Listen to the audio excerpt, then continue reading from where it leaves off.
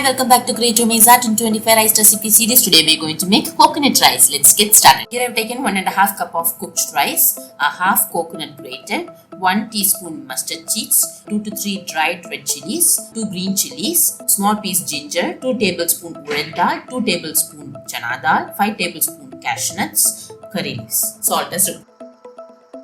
Because we are making coconut rice, this recipe calls for coconut oil. Add 3 tablespoons of coconut oil. This is the most easiest recipe, so add the ingredients one by one as shown here.